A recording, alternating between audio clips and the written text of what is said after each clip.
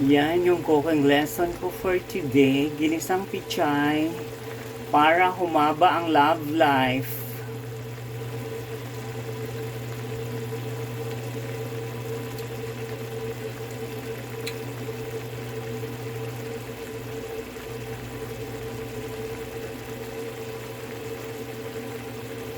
Mikos-mikos na yan. Ginisang pichay lang yan, mga kapwa.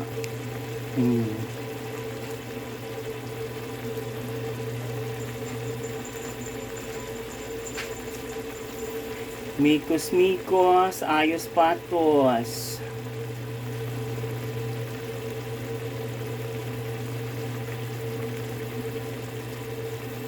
Yan yung cooking lesson ng kapwa for today, ginisang pichay.